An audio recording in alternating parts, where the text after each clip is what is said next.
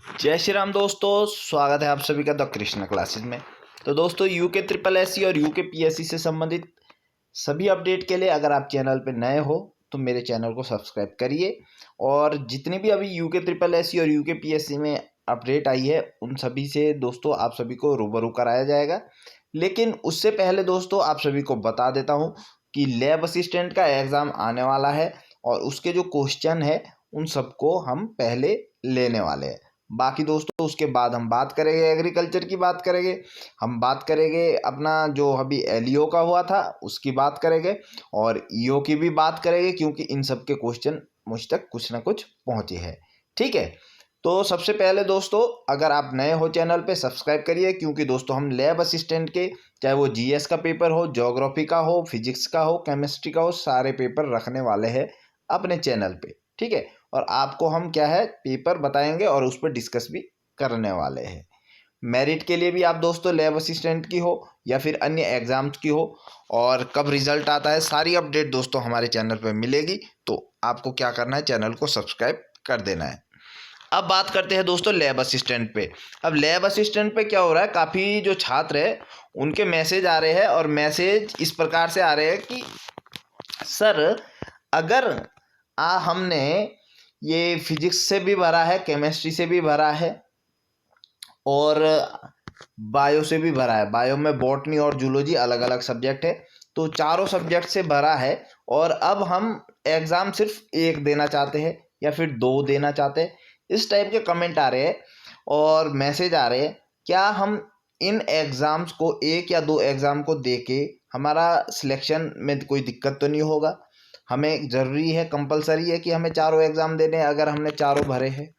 तो ये इस टाइप के मैसेज आ रहे हैं। तो दोस्तों आप सभी को बता देता हूँ आपको कौन कौन सा एग्ज़ाम देना कंपलसरी है। तो दोस्तों सबसे पहले आपको बता देता हूँ जो लैब असिस्टेंट का जीएस का पेपर है वो सभी स्टूडेंट्स के लिए कंपलसरी है। ठीक है, वो जो एग्ज़ाम होना है जीएस का वो पहले दिन होना है और वो सभी को देना ही देना है। ये दोस्तों आपके लिए सबसे बड़ी अपडेट है।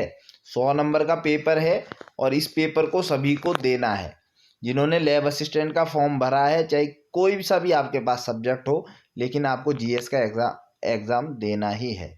अब बात करते हैं उसके बाद की।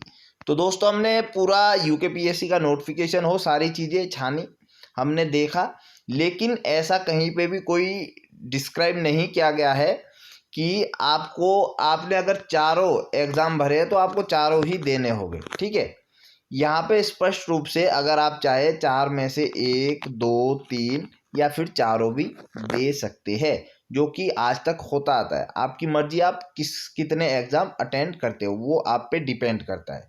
तो इसका कोई अभी तक ऐसा नहीं है किसी भी प्रकार का नोटिफिकेशन जिसमें स्पेशली कहा गया हो कि आपको चारों एग्ज़ाम देने हैं।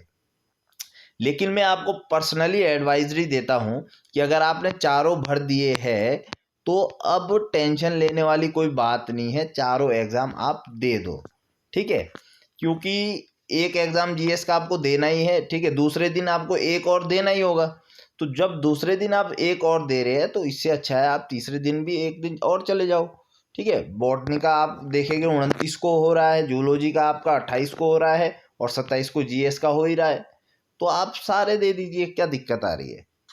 तो इसलिए मेरे हिसाब से आपको सारे ही देने चाहिए। फिजिक्स और केमिस्ट्री अगर आप एक दो घंटे 3 घंटे वहाँ पे रह रहे हैं तो 1-2 घंटे बैठ करके और बैठ जाइए एग्ज़ाम देने। ठीक है, तो मतलब अगर आपने चारों भरे हैं तो आप चारों एग्ज़ाम दे दीजिए, कोई दिक्कत नहीं है। लेकिन अगर कोई चाहता है कि नहीं मुझे सिर्फ एक देना है तो उसकी मर्जी है। हमें अभी तक ऐसा कोई भी अपडेट नहीं मिला है कि उसको सिर्फ एक ही एग्ज़ाम देना है। तो ये तो हो गई दोस्तों लैब असिस्टेंट वालों की अपडेट। आप सभी को आंसर मिल चुका होगा आपको करना क्या है। ठीक है, अब बात करते हैं नेक्स्ट दोस्तों एग्रीकल्चर का मैसेज आ रहे हैं कि एग्रीकल्चर का जो एग्ज़ाम है वो लेट, उसका रिज़ल्ट लेट आएगा। ये और ईओ का भी कुछ ऐसा ही आ रहा है, कब तक रिज़ल्ट आने वाला है, एलईओ का कब तक। देखो दोस्तों जो डीवी वाला काम था मैंने पहले भी बताया था, सिर्फ और सिर्फ क्या है डिपार्टमेंट ने करना था। ठीक है, उसमें थोड़े बहुत कर्मचारी भी बात बन जाती। ठीक है, अब डीबी के बाद रिजल्ट निकालने में थोड़ा सा समय लग जाता है। तो ऐसा अभी तक कोई भी यूकेपीएससी और यूके ट्रिपल एससी की तरफ से ऑफिशियल कुछ ऐसा नहीं आया है जिसके कारण दोस्तों क्या है आपको एग्ज़ाम रोकना है या हो तुरंत ज्वाइनिंग आ रही है। कोई भी किसी भी प्रकार की अफवाहें नहीं चलनी चाहिए, ठीक है। क्योंकि मैं सटीक बोलता हूँ कि नोटिफिकेशन, ऑफिशियल नोटिफिकेशन जब तक नहीं आता तब तक आपको टेंशन नहीं करनी चाहिए, ठीक है। जो चीज़ें हैं लोग बोल रहे हैं उनको बोलने दीजिए, आप अपना फोकस रखिए। क्योंकि UK triple SC UK PSC की ऑफिशियल वेबसाइट पे कहीं भी नहीं लिखा गया कि आपका जो रिज़ल्ट है वो डिले होने वाला है या कुछ उसमें प्रोसेस अभी रहनी है।